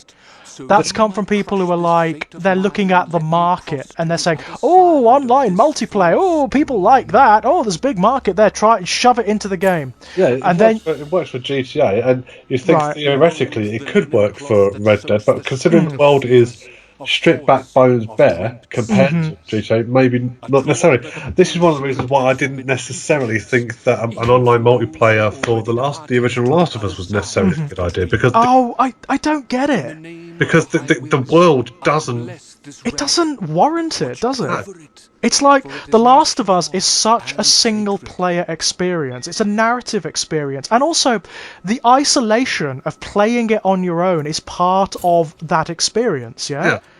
It's not made for it. It's so synthetic. And you know, again, that's a corporate decision. That's not a creator-led decision. Yeah. I mean, the narrative is everything in that. It's exactly the same as the entire imperative behind Fallout 76, you know? Yeah. Part of Fallout is wandering the wastelands on your own. Yeah. The isolation is part of the atmosphere. What I call the lone wanderer. The wanderer, yeah, that's the whole point, isn't it? That's the whole point of Fallout 4. You are the lone wanderer. Yeah. You know? And in Fallout 3, that's kind of the point as well. You have this sort of messianic figure. Yeah. That wanders from place to place and brings water and life, or you know, if you go the other way, brings wholesale destruction, like entire apocalypse. Yeah. Quite literally in some instances. I mean, if you go, you know, Megaton. Yeah, you know what? I never did that. Did you never blow it up? No. Oh, it's lots of fun. No, for some reason, every time I thought I was going to, I just defaulted and went, no, I can't. Right, you know, I've done it once, and then I reset the game, and I went to an old save, and I said, no, I can't do it. I can't play the world where there is no Megaton. But there are benefits to doing it. There are certain benefits to doing it. A lot of the useful characters in Megaton have entirely different story arcs if you set the bomb off. Yeah. Because they become ghouls. Yeah, it's like Moira. Yeah, like Moira, yeah, exactly. And that's kind of fun. And you get a whole other area to play in as well, because Megaton becomes a crater, basically, or an irradiated crater. So there's lots of other stuff to do. So it is interesting that the game allows for that. You know, that wholly immoral choice. Setting off the big one. Definitely. Okay, I'm going to get myself another cup of tea quickly, then shall we start recording? Well, actually, I've recorded that whole thing. Oh, brilliant! Because I've started it, so. I've recorded that whole thing. So what I'm going to say is, because I'm really bloody hungry now. So, do you want to make that the first, like a podcast in and of itself? Yes, actually, that would be fantastic. Yeah. Brilliant. And when next we come back, we'll do the alien chat. Yeah. Why not? Let's yeah. We will get it done eventually. Now I've got a pretty good setup here. I think I know what I'm doing. So yeah. I tell you what. Obviously, clearly, what we're going to have to do is focus, because this is exactly what happens. Should we try that sometime? See what happens. Yeah. I mean, in terms of other podcasts that we can do, I'd love to chat to you about the Transformers Siege series at some point. Yeah, I've only watched the 2 episodes so far. Okay, I mean, I've got misgivings about it, but brief rundown for me. I fucking hated it, but yeah, you know. It could be potentially something quite interesting and quite yes. but That's the problem. The only thing I will say on that front is they pulled the same trick that they did with the Machinima series, which is there's no point in releasing a cartoon for a toy line that you released 12 months ago. Yeah. Because you've discontinued those toys. You're not making them anymore. So who the fuck's going to go out and go, oh, I'm going to get that toy, because you don't make them anymore. Right. So when you release the toy line, release the cartoon at the same time, like they fucking used to, right? Yeah. And maybe, just maybe you have a commercial hit on your hands. Maybe they could get some actual unionised actors in. I heard this was an issue. Yeah. I mean, that's why the voice acting is so bad, by all accounts, because they, for cost-cutting reasons, they didn't go with unionised actors. And it's like, well, that's, first of all, it's incredibly immoral, you know, on a business level, and it leads to bad work. Yeah. I mean, one of the key problems with Siege is you can close your eyes, and for the life of you, barring one or two characters, you cannot tell who's talking. No idea. Yeah. No idea. And have you reached any point yet where the voice actor doing his really bad Peter Cullen impression for Prime loses it? There was I think in the first or second episode where he raises his voice. Yeah. And it's like, oh, where's Peter Cullen gone? Where's the impression gone? It's suddenly just a guy in a booth. Yeah. The problem is, even if the voice acting wasn't that questionable, if you're going to raise your voice and if you're going to project that your character's angry, can they at least do something with the animation on the face or something like that? Yeah. Squint up the eyes a little bit, or do something around just behind the faceplate to actually look like this thing has some sense of emotion. Right. It's like watching fucking Katie Hopkins. There's nothing there at all. Yeah, dead-eyed vacuity. Yeah, just nothing. Yeah, it is part of the problem. It's underbaked. That's the big problem. But it seems to think that it's big and epic, and it's just like, it's so vacuous. It's so empty. I mean, have we reached the point where it's difficult to do a genuine Transformers show? No, it's not difficult. The problem is no one is willing to take the sort of risks in terms of storytelling that I personally would be willing to take. No, it's absolutely true, because it's gritty, it's dark, it's like no, you've got no idea what fucking gritty and dark is. I could show you what fucking gritty and dark is, and I guarantee you I will scar your fucking children for life. But it doesn't even need to be that gritty. Cartoon just for fun. Yeah, I mean, it doesn't necessarily have to even be gritty and dark. It can just take risks with what expectations of the franchise. So, if you look at like other reimaginings of classic franchises, like the She-Ra cartoon on Netflix, that's fucking brilliant. I mean, it is genuinely fucking brilliant, because it takes what people expect of the original franchise, all the things that the original franchise enshrined as part of that mythology, and it inverts them. It turns them on their head, and it makes the series so interesting. So interesting. It's absolutely brilliant. The She-Ra cartoon. It is absolutely brilliant. It's a very postmodern cartoon. It's very progressive, you know. It takes a lot of risks, a lot of chances, and that's what they need to do with Transformers. The last time they did that was animated. Yeah, well, the problem with this is it can kind of build as a see how it all started, where quite evidently what we're seeing is see how it all ended. Yeah, right. Again, right? Sorry, but High Moon did it better for a start, because you actually felt like there was a sense of urgency to the whole thing. For a start, but no, I do things a little bit differently. If you're going to show the end of the war in a 6-part miniseries and that, show the effects that it's had on the troops. Maybe fucking Wheeljack is an Energon addict. Yeah, stuff like that, where there's actual character, you know. Someone's got fucking post-traumatic. Yeah. Or something like that. Maybe one of the leaders, Prime or Megatron, has something like that. This is exactly what bothered me about Siege. There's these sometimes when Megatron speaks, it makes reference to stuff that happened in the IDW comics. Yeah.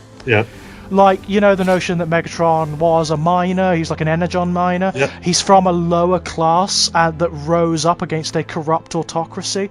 Yeah. It makes tiny little references to that. And I'm like, oh, if you take that further, that could be so interesting. If you dare to say that actually Megatron and the Decepticons have a point, you know? Yeah. That they're not evil, they're not psychotic, they actually are rising up against a corrupt autocracy. And maybe you dare to say that Optimus Prime, for all of his idealism, is actually kind of blinkered, that he's actually trying to protect a corrupt status quo and doesn't realise it. That is dangerous, and that is brilliant. Yeah, but that is brilliant. But they don't do it. They don't do it. What they do is what all of these franchises always fucking do, and they take the character that should ideally be the revolutionary, i.e. Megatron, and they demonize him. They demonize the revolutionary movement. So rather than seeing the abuses and the systemic violence that created the Decepticons, all you see is the Decepticons being psychopaths, impaling Autobots, and it's like, oh, well, there you go. It's just the same as it always was, isn't it? It's just boring, you know? Yeah. Decepticons evil, Autobots good, blah, blah, blah, blah, blah, boring, boring, boring, boring. And all you're doing when you make reference to Megatron as an energon miner is you're paying lip service to that. To mythologies and that were better written and better delivered. Right, absolutely. If you're going to reference it, do it properly. Show it. Show it. Show me this fallen revolutionary. Show me Megatron's idealism, you know? Yeah, for example, I'd like to see a battle-hardened, I don't know, maybe Springer or Ironhide or something like that. Blah, blah. They can't transform. They can't do anything to help out the war because they're a double amputee. Right. Something as ludicrous as that, but something which makes you go, war has consequences. Right, yes. Yeah. That's it, isn't it? That's it. And also, something that does away with the binary good and evil of it.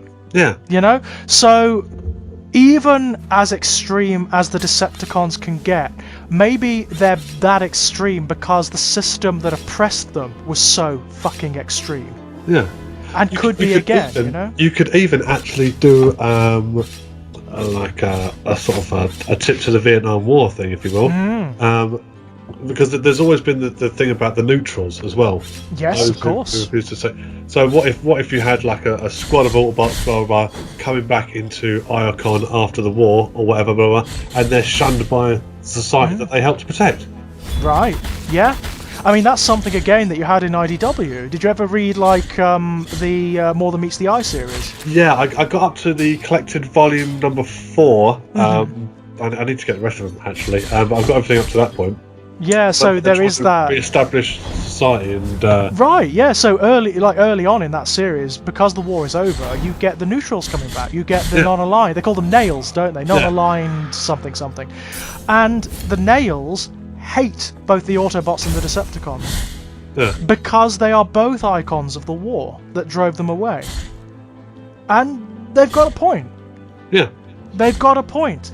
One of the neutrals is Metalhawk. Yeah, Metalhawk, the Japanese exclusive guy. And he makes the excellent point that, look, we know the Decepticons have done extreme things and they became everything that they fought against, ultimately, you know? And worse. But so did you. But you created them. Yeah. You defended the system that created them. You could have done something. All of you could. You were all part of it. And a lot of you were high-ranking in it. You were privileged, you fuckers, you know? Yeah. You were privileged. You could have stopped it. And you didn't. When it was them being oppressed and deactivated and, you know, you did nothing. So, all of your morals and whatnot, you created this war as much as they did. Yeah. But television media, I don't know whether it be film, whether it be cartoons, it needs to be able to say, we're going to tell that story. Because if you don't, then the whole thing is always going to be stagnated. It's never going to... next part in our trilogy is going to be Earthrise. And just to warn you now, ladies and gentlemen, not a lot's going to happen in that either. No, probably not. So, I mean, another problem that holds it back, of course, from being genuinely deviant, is that there are always going to be suits stepping on its throat, basically saying, we don't want to upset or offend anyone. We don't want to alienate the demographics for this. And sadly, the demographics for a lot of the Transformers media are really conservative. You know. They're really conservative. Which is fucking weird in itself. Really? It is strange. Have they seen any of the people that attend these conventions? Right. I know, it's bizarre, but it's true. And they want everything to be very down the line. You know, they want it to be the same as it was in the 1980s. They basically... I mean, I've even found myself having to defend this series from people because they're saying, oh, it's not G1. Well, of course it's not fucking G1. Well, no, of course it's not. The only way I'd want to see G1 return, right, is if they then did a continuation of what happened after the rebirth. Yeah, now that... I don't want to see it reinvented. I don't want to see it... blah, blah, blah. Oh, you know, this is just like... I don't want something that's like G1. I want something fresh. If you're going to do G1, fucking do it. Yeah, but do something interesting, yeah? Yeah. You know what they should do? They should try and do the show that people remember rather than the show that actually is. You know, people. This is the thing. People who suffer from this kind of nostalgia, and you know, I'm absolutely number myself amongst that. You know, it's shit. G1 is shit. It's absolute wankery. The cartoon is absolute bollocks. It's terrible. It's terrible, but I love it. I got Jen to watch a few episodes before we went to Auto Assembly, and that, TFN. I narrowed it down to the 3-part opener. Yep. War Dawn. So the good ones. Let's bear that in mind. The decent stuff. I was very, very, very careful in what I selected. Yeah. You'd have to be. Movie. I think I did a couple of things from like season, but basically I said, look, most of this is just filler. Yep. Awful filler. Yeah. In fact, to stick my hand in, I said, I'm just cherry picking the ones that actually give you a little bit of history and a little bit of lore and a little bit of world building. I said, because these are the only ones that are relevant. I was going to say, these are the only ones that fucking do it. Yeah. Right. Most of them written by David Wise. Yeah, right. He was one of the best writers for the Transformers. He really was. Yeah, bless him. Because he tried to elevate it. He tried to take it into something that clearly it didn't want to be, you know? Yeah. But yeah, it is, and we need to understand that it's okay to love something and to acknowledge that it's shit. Oh yeah, I love Knight Rider. That's fine. That's fucking abysmal. It's fucking abysmal, absolutely. Everybody, the original Thundercats, it's fucking awful. Awful. Yeah, animation is amazing, but it's awful. But it's awful, yeah, it's awful. In fact, love it. most of the properties we grew up with in the 1980s are, in some small way, dare I say, questionable at best. Questionable at best, and in some instances, they are downright corporate evil. Oh yeah. You know, they are. There is no denying that these things were made. They are products of Reaganism and Thatcherism. Yeah. Yeah.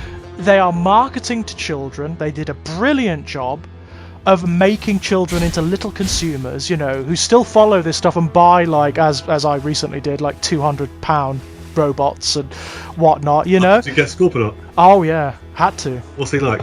Fucking amazing. Yeah. Amazing. I mean, just a sincere joy. He is like, it's exactly what I talked about a minute ago. You know when I said that it's not the toy you had, it's the toy you remember? Yeah. It's that. Yeah. They've just... It's beautiful. I haven't liked most of the Titan class figures. I'm not that bothered about them. Like Metroplex, don't really like it, doesn't turn into anything. Fortress Maximus, kind of the same, doesn't really turn into anything. Trypticon I liked, I love Trypticon. And Omega was very good. You know, I liked Omega a lot. But Scorponok is the best of them. And that may be my bias coming out, you know? Fair enough. Because Scorponok was my favourite toy. Character. Well, Zarek was a fantastically written character. Yeah. And everything like that. The toy was decent. Yeah. Yeah. Yeah, he's good. He's very good. I mean, at long last, they've done that thing where he has a headmaster like Fortress Maximus is. Yeah. So it's a robot that then has another headmaster attached to it. Yeah. Which, in terms of scale, makes a lot more sense. Well, yeah, it's the only logical way, really. I'm sort of surprised they didn't make Fast Track the head. Yeah. That's what I would have done. Yeah, absolutely. I mean, he's great. He's beautiful. The Scorpion mode is something else. He's huge. I bet. God, he's massive. I like when I got him, I was like, because I don't really collect anymore. It's like it's bits and pieces that like take my eye, you know. But when I got him, I was like, where is it gonna go? I could connect this to my little maisonette and it could act as like an extension. Oh, brilliant. You know, he's huge. A balcony for the summer. Yeah, absolutely. A little plastic balcony, yeah. But no, he's good. He's a lovely toy. He's really, really beautiful. And I probably, if I was a kid and I got that, I would be going nuts. Oh, yeah. I would. Well, yeah, there's that for one thing. G1 Scorponok was the largest Decepticon at that point. He was. That was made. I mean, if you think about it in terms of sheer size, Triptychon would have been the second. Yep. Scorponok was the largest. Yeah, he was. And I'm surprised, really, that it took him that long to give him, well, the stature that he deserves. Yeah, very much so, yeah. And also, I mean, he's so beloved. I'm surprised that he is the last of the classic Titan figures that they've done. I suppose he is, yeah. Because people love. Well, he's not. He's there are going to be others, but he's the last of the classic big Transformers, isn't he? Yeah. The others. I heard a rumor recently what the next one's. It's going to be a Tidal Wave from Armada. Oh, okay. Which is cool. I'm into that. Tidal Wave is a great toy. Yeah, I didn't think of him. No, I didn't either, to be perfectly honest. But if they do him like the original toy, the way he can like split into 3 vehicles and then combine to form a big vehicle, and then he combines to form the robot, it's cool. I'm into that. Yeah, with modern day engineering, there's no reason why they can't make that work. No, absolutely not. And I like the fact they're branching out a bit and they're doing things from outside of G1. Yeah. Because they're going to need to very soon. They've rehashed G1 like 3 or 4 or 5 times now. Yeah, it's getting a little bit. It's getting excessive. It's getting old is what I was going to say. Yeah, it's getting old. And that's from someone who's a massive G1 whore, considering the amount of shit I've got in this room. Right. I mean, can you imagine if they did a Titan class of the Beast Wars combiners? That'd be ace. That'd be amazing. Magnaboss might be a bit of an issue. Magnaboss would be... It'd be brilliant. I mean, amazing, but they're going to have to really work on the engineering of that one because it's going to be so complicated. Yeah. So complicated. Yeah. They did, again, another massive wasted opportunity, but they did the Power of the Prize Pretenders. And they could have been brilliant, but they're so not. To make a bad idea even worse than its original incarnation. Yeah. Absolutely incredible. But what about Carnivac? Or Snarler or the beasts, the Pretender beasts. That's a great idea. Fangry and Horrible and fucking Squeeze Play. We could get one day updates of them. Yeah, the really freaky deaky fun Decepticons from that era. Yeah, and I like that. Basically, I love what they did with the Decepticons of that era, where they just like threw cans of paint at them and saw what stuck. Yeah, well, that'll do. Yeah, I love it. I love that because I was born in 1984, so I didn't really start getting into the Transformers until that era, really. Yeah. And even then, I was only 3. It's like my first Transformer. It was either this is embarrassing, but it was either Pretender Grimlock, which is really embarrassing, or it was one of the Micromaster bases. Skyhopper. It was. Do you remember the Combiner Micromaster bases? They were like 2 vehicles that combined together to form like a convoy thing. Oh, vaguely, yeah. I haven't got... It was the Decepticon anti-aircraft base. It was pink and purple and really garish. Oh, yeah, I think I know. Yeah, it'll be in my collection book thing somewhere. I loved it. I loved it to bits. I loved it so much that it fell apart, as they tended to do back in the day. But those were my first Transformers, so really I was collecting retrospectively. Yeah. That's why I couldn't get Scorponok for God knows how many years, because he was badly distributed over here as it was. Was he? Yeah, really poorly distributed in the UK.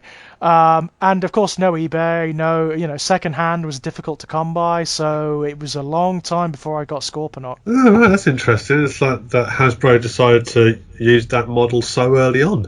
Right. Not actually distributing toys anywhere. We make them, again, you can't have them. They're all for us, you know. Yes, they're all for us. Yeah, I mean, okay, it wasn't as bad as it is now with the distribution. The distribution in the UK is fucking atrocious now. Oh yeah, we haven't got any fucking toy shops in the UK anymore. So. That's true. Yes, we haven't got any toy shops, so you know. But no, Scorponok was really difficult to get a hold of, especially if you just, you know, you weren't sapient of what Transformers were in 1987 on account of Bing 3. Yeah. Yeah, fair enough. Yeah, I can see how that would be a hindrance. Yeah, I was after him for years. Years and years and years. Every Christmas I sent my parents out. It was a case of... mine, didn't I? So... Oh, God. I wanted to know how the scorpion legs moved. Because the mechanism fascinated me, so I took the back off. Right. And then the legs and the arms and everything, and the ratchets are held in by the front and the back chest section. So... everything is like a single piece. The tail, each individual leg, the arms, legs, blah, blah, they're all individual pieces, which means you can line them all up, but you then can't put everything together again to get the screws back in. So fuck that one right up. So come 2010, when the guy said 145 quid complete, I went, yeah, they are. Yeah, that's brilliant. Actually, that's a very good price for a complete Scorponok. Yeah. I imagine now it's even better, you know? Yeah. It's like, you know what's have you done that thing recently of searching for Beast Wars toys on eBay? I've not looked on eBay for a very long time, because they have now obviously attained a very classic status, and which is disturbing, isn't it? Yeah. And a lot of them are going for unbelievable money. Really? Including was it what's the one with the bird's head in his ass? That's from Beast Machines. That's Silverbolt. That's Beast Machine Silverbolt, and it's still atrocious. But it does have a kind of legendary status because it's so bad. Well, yeah, you know? Yeah, a bit like Optimus Minor. That one is. Yeah. Oh, yeah. Less said about that, the better. It's not great. It's not great. But those are other lines they could revisit. I mean, Beast Machines would be a great one to revisit. Yeah. Because there are good ideas in Beast Machines. They're just often not very well implemented. Yeah, I was probably one of the very few people who actually enjoyed the cartoon. Oh, the cartoon is amazing. I still stand by now. I still stand. If people say what is the best Transformers show, it's Beast Machines. Yeah. In terms of writing, it's the best one. It's the best one. The reason it's the best one is because it does something different. It takes the base elements of Transformers and it elevates them into this interesting conversation about conflicting ideologies, you know? Yeah, which is what it needs to go back to, but it won't. Right. So... No, it won't. I mean, don't get me wrong. Like all Transformers series, it ends badly. Oh, really? But that's where they ran out of money, wasn't it? They went, shit. Yeah. Let's just make it into Teletubby Land, and that's the end of it. Which is what Cybertron looks like when it's reformatted, by the way. Yeah. But what about a line that follows on from that in the reformatted Cybertron with the perfect techno-organic Transformers? What, you mean something along the lines of they look at each other and go, cocaine? Yeah, right. But that could be interesting, couldn't it? As a new, like, this is something they desperately need to do. I know they won't. This is complete idealism. They won't because, you know, the whole dynamic of Megatron and Optimus Prime and the Autobots and the Decepticons sells so well, yeah? But what about if they move it on completely? From that dynamic, away from G1, away from the familiar characters, what if we look at what the world is like after that reformatting of Cybertron? It could. Interesting. It could be quite interesting, but as you said, because it won't have the signature tropes and the things everyone's expecting, they won't go anywhere near it. That's why Animated was, as you say, one of the last shows to like do something a little bit genuinely interesting, because Prime wasn't the overall fucking big headshot. That's right. That's what I mean. What I really liked about it. Yeah, I gravitated to that so much. I loved that. The fact that he was like just this space bridge repairman. Yeah. You know, and he was kind of down and out, wasn't he? You know, he was a disgraced knight of Cybertron. That's why they got the job. That's cool. I love that. And the notion that like the Magnus is higher than the Prime. Yeah. I loved all that stuff. I loved that to bits. And the fact that Decepticons are actual threats, you know? It would be nice if they went back to something like that.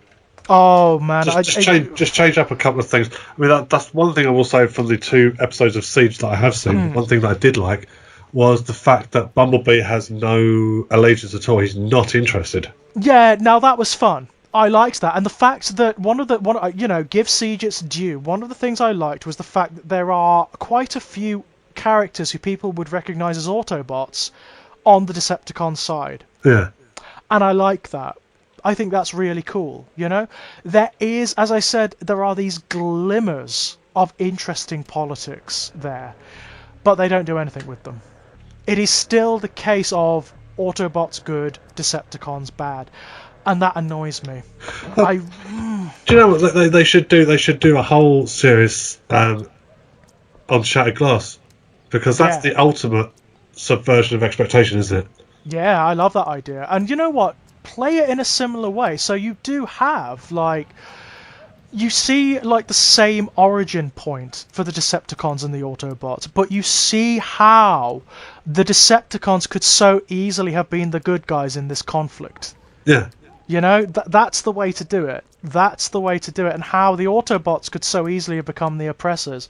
I mean, that's what IDW did effectively when they introduced Megatron Origins. They showed you how there has to be a space for a movement like the Decepticons to arise. There has to be an impetus for it. Yeah. There has to be conditions for it. It can't just be like it. I mean, in the 1980s when it was aimed at children, yes, you could just have Megatron being an evil bastard who wants to control everything. Yeah. He's just a bad guy. That's the end of it. Fine. The Decepticons are evil, the Autobots are good, blah, blah, blah, blah, blah. But even then, in the UK comics, even then, you got glimmers, you got little suggestions of the complexity, especially when Furman was writing. You got characters like Flame. Yeah. Who was an Autobot war criminal. Yeah. I like that. I'd like to... Well, the Marvel UK comic stuff... started going off on different tangents that because completely we were allowed to get more stories than the US comic did.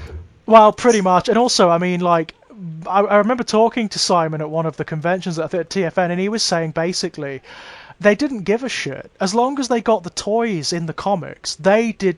Marvel US thought Marvel UK meant nothing. It was this tiny little office where all of these jobbing writers are on their first jobs, and didn't think that it was going to go anywhere. Obviously, it ran for 400 plus issues and over multiple years. Didn't think it was going to go anywhere, so they could do what they liked. Yeah, well, I said that to him the first year I met him. Mm-hmm. I can't remember if it was 2010 or 12 or blah, blah, blah. Yeah. And I said to him, it's quite weird from my point of view. I said, because I'm standing here having a conversation, I said, with the guy who wrote the stories I read when I was 6. Yes, yeah. That's a weird dynamic right there. Yeah. I said, of course, that does complicate things for you, though. and Simon went, well, why is that? I said, well, I can only imagine back then, it's a paying gig. You're writing for your paying gig and sort of blah, blah, blah. Yeah. And it is what it is at the time. I said, then all of a sudden it becomes this massive thing. I said, and here you are. I said, fucking 30 years later, attending these sort of conventions as the pricks like me. I said, how'd you feel? And he went, well, I said, yeah. I said, I don't want to be horrible, so I said, but you have kind of brought it on yourself. I said, unfortunately. I said, sleep tight. Yeah. I said, because you're going to be doing these conventions, and said, until your dying day. So, but I walked off. I came back the following year, I saw him, I went, I was right, wasn't I? It's interesting though, isn't it? To think that this really young writer, this jobbing comic books writer, obviously you would think, if you're given the toy franchise comic, you think, oh, okay, well, this is a stepping stone, yeah? Yeah. I'm going to be going on to do different things. And it becomes the thing. It actually becomes the thing, and it becomes a source of work and of art and of inspiration for decades to come, to the point whereby you end up writing TV. Because obviously Simon Furman wrote the last few episodes of Beast Wars, Yeah. That's incredible, isn't it? That's amazing. It just shows you how random life is, Yeah, how he really liked sort of characters like Thunderwing. He loved writing for Thunderwing and sort of things like that. So when it came to sort of the IDW stuff as well. Well, clearly you can see. Great. Because he loved writing Galvatron so much in the original comics, and then obviously Galvatron dies in Time War. Right. Well, fuck it, I'll just bring in Galvatron 2 because I really enjoy writing. Just bring another one in. Yeah, I'll just do the Star Trek thing. It's an alternate dimension, and there's another Galvatron. Oh, why not? Why not? And of course, I mean, they've managed to continue that storyline as well with Regeneration 1. Yes. Yeah. Which was very good. I enjoyed Regeneration 1. I like the fact that it basically just killed everyone. Everyone. Starscream and Shockwave were the last two going. Right. But it does still have like the essential flavour of the G1 of the UK G1 comics, doesn't it? And I really liked that. I really enjoyed that. Of course, I mean, again, my bias, bringing back Scorponok. Yeah, that was a way to go for me. Brilliant, wonderful. And I like the fact that he's like this eugenicist in this version. Yeah. He's trying to force like a Darwinian evolution in the Transformers. That's really interesting. I like that. I like that a lot. Apparently they've done another Marvel series set in G1, Transformers 84 or something it's called. So I understand. I read about that recently. I've never read it. No, apparently I think Tony or Sammy or someone was saying like it came out started last year, so it's about a year old. It's a new. For me, it's like I had no idea. I had absolutely no idea. And from what I understand, it's what happens prior to the comic. Yeah, which is kind of fun. I like that idea. I might actually have to go to a comic book shop at some point. It's basically an alternate timeline to the G2 comic, isn't it? Yeah. Which was very good. I like the G2 comic. Yeah, that was weird. Suitably weird. Mental. It's batshit. The G2 comic is absolute batshit, and certainly by the end. Yeah. But you know what I like about it? What I like about it is that's the first time you get the glimmer of Megatron being a reasonable character. Because by the end of it, the Autobots and the Decepticons are kind of together. Yeah. Facing a common threat. Well, there aren't many of them alive. Yeah, for one thing. Like the end of the Unicron saga in the G1. At that point, they just went, just kill whoever you want, really. The toy line is basically done at this point, so get the Action Masters in there as quick as you like. And then just have fun, yeah. And then just do what you like, and they did. They did. Brilliant. Right, Jay, I've got to go and get something to eat, because I am same here. I'm supposed to be cooking dinner this evening, so... Starving. Absolutely starving. We'll come back and we were meant to, by the way, ladies and gents, we were supposed to be chatting about Alien this evening, believe it or not. Apparently we were going to chat about Alien, but we'll do that next time, yeah? Absolutely. Rockin'. Okay, Jay. I'll speak to you. By the way, before we go, is there anything you want to pimp out? Is there anything you want the ladies and gentlemen out there to know about? Not particularly. My channel, Wolfgang One, is still floating around on YouTube. I occasionally do videos when I can be fucking bothered, or have technical issues. My stuff is very substandard, so if you fancy the opportunity to be mildly entertained, then consider it. Links below, ladies and gents, links below. As for me, you know where to find me. I'm here on the Exaggerated Elegy channel. You can find my written fiction at strangeplaygrounds.com and over at the Evil Empire of Amazon.co.uk and .com. And you can also come and have a chat to me over at Twitter on Enigmatic Elegy if you'd like. So, Jer, thanks so much. Thanks so much. But I know we didn't really do what we intended to do. But we'll get to that eventually. We've only been planning this for fucking 4 years. Right. So, yeah. It's still early days yet, isn't it? Early days yet. Both of us hurtling towards the 40. I'm already there. Of course. I'm 36. I went fucking sailing right past that one. Right. Yeah, that particular marker. So, until next time, ladies and gents. Bye-bye.